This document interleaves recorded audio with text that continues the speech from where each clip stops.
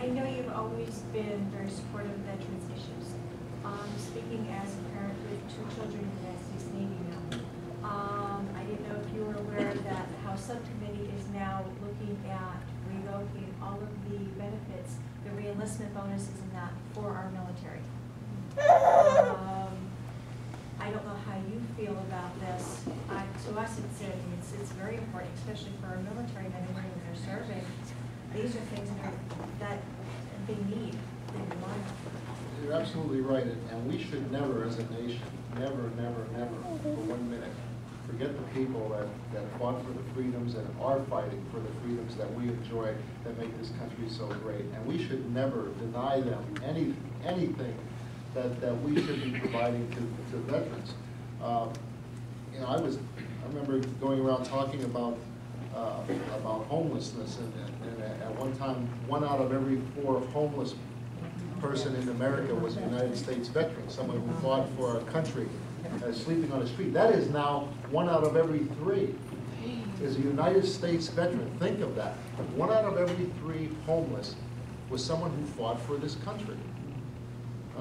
You know, so, you know, when you talk about issues like that, I will be a very strong supporter of veterans issues because of, and you know, sometimes we think of veterans and you know, we think people in their later years of life that have needs, but that's not the case today with the veterans that are coming back from Iraq and Afghanistan with needs here, with medical needs and costs.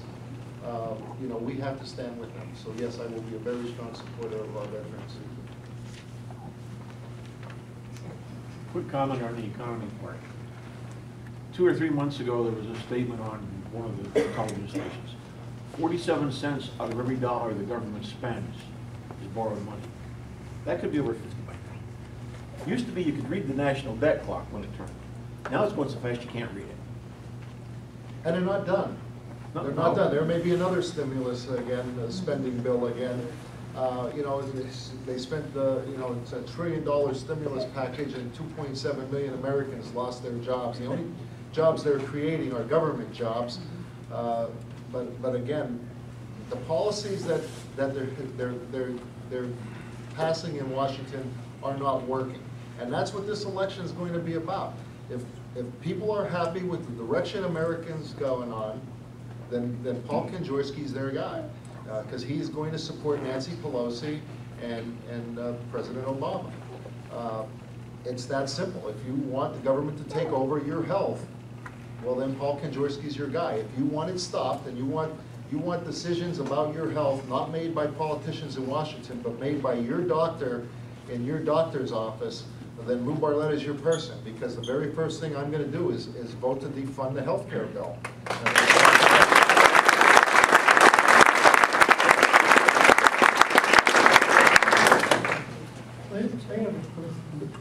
Most of they tell us there's jobs that went out of the United States are never going to come back. And I say, why not? Now, the automobile industry took a big hit, and 75% of our workforce in years to come are still going to be non-skilled workers. Because not everybody can be a doctor, not everybody can be a computer. So there's going to be that 75% of non-skilled workers. Until you put that non-skilled worker back to work, the economy is never going to improve. Well, you're right. You're right. When we talk about, you know, about America's future, and we talk about the debt and about the next generation, you know, I can't help but worry. There was a 2009 study that rated the top 40 nations for innovative competitiveness, and the United States ranked 6th out of 40. It wasn't bad, it wasn't the best, it wasn't the worst. But in that same study, they ranked what those same 40 nations were doing to be innovative in the future. And the United States ranked dead last. Dead last. Now that is frightening. That is frightening statistic. We've got to get back to educating, investing in education, and manufacturing again, and innovation, and technology, and research and development. We should have increase our research and development tax credits. in our business, and we were in the line painting business, we bought a lot of products from 3M at the time. And they sent me up to Minnesota to tour the plant. And when I went up to Minnesota, I was shocked that there was a huge building. And I asked what was in there, could I go in and see? Because they didn't show me what was in that building, and they said, no, you can't. That's our research and development building. 30% of 3M sales over the last 5 years have to come from a new product that was invented. And it was just amazed me that the amount of money that they invest in research and development. And you know, we have to, again, encourage more and more research and development, new technology, innovation, so that we can sell more products around the world. Our tax system here encourages corporations to leave America. We have the second highest corporate tax rate of industrialized nations. So we are not business friendly, and we cannot continue to tax people. We just constantly hear this class warfare.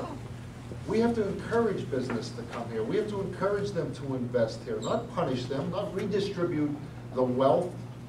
We've got to encourage people to live the American dream, to go out and do it, and bring businesses back and change the climate.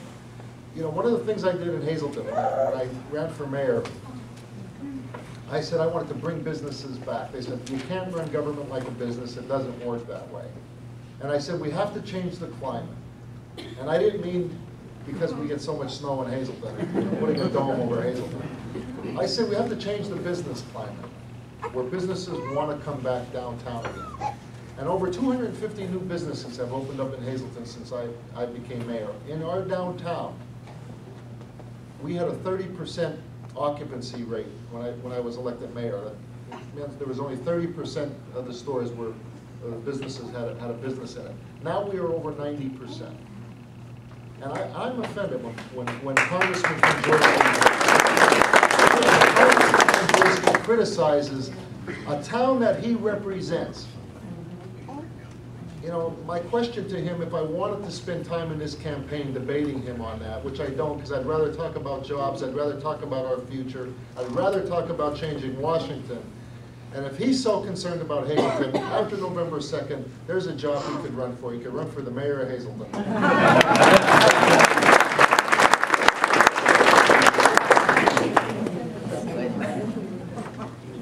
Mayor Barletta, I've worked in Hazleton for the past 7.5 years. I was laid off yesterday. I was working for a very good company. The reason I believe I was laid off is doubts and fears about Obamacare, about the economy, about cap and trade, totally insane policies of Reid, Obama, and Pelosi. All bounced back. But I'm here because I totally support you, and I believe you can make a difference. Thank you.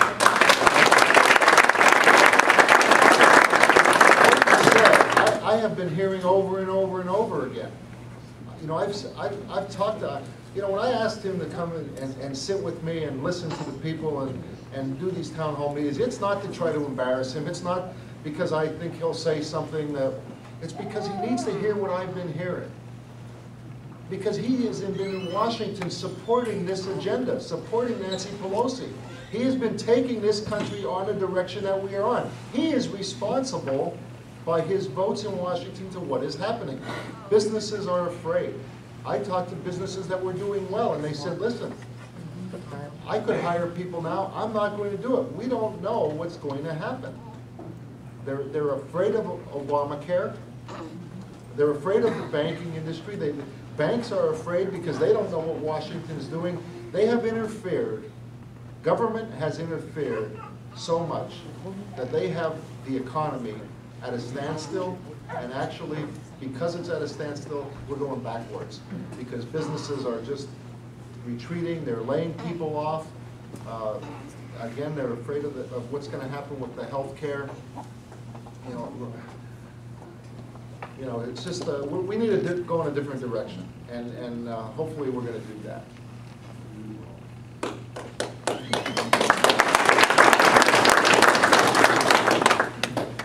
I may, you were talking about Obamacare, and I'm going to speak from the position of a quality management professional. This is what I do for a living. It's my field of expertise. And I can tell you that Obamacare, I would call it grossly incompetent. What Matt Pelosi and company put together and the Kanjorski voted for, I would call grossly incompetent. The reason being is, and this doesn't come from any political sources, it comes from trade journal articles, professional publications, that says 30 to 50%, some estimates 30 to 60% of our entire health care budget, which comes to $2,500 to $5,000 per American, is wasted on inefficiency and cost of poor quality in health care.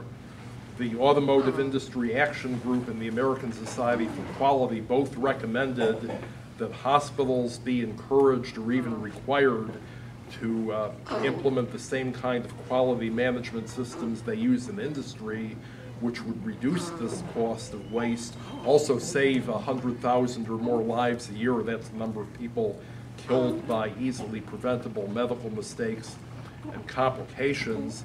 I did make Paul Kanjorski aware of that. Apparently he chose to ignore it.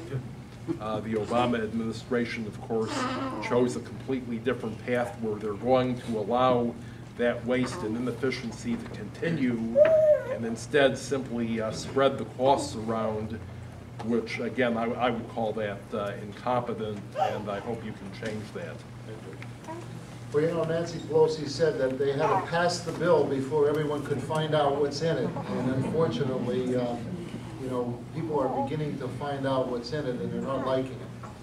Well, this may be trivial, but in the healthcare plan itself, it came out about $10.99 for purchases of $600 or more.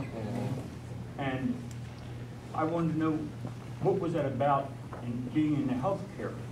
And like this gentleman, I was part of a town hall meeting, and a woman asked a question about 1099s for $600. And on July 30th, I believe, I seen that Congress rejected to repeal that 1099, $600 for 1099.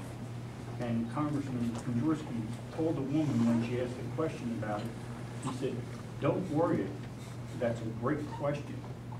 We've taken that out and we repealed it." I called their office and talked to a young lady there, I won't mention her name, and she said, Congress repealed it, now it's up to the Senate. I can't find anywhere where that's true. And I just feel he misrepresented the truth. I wasn't going to call him a lie. Maybe they just stretched the facts.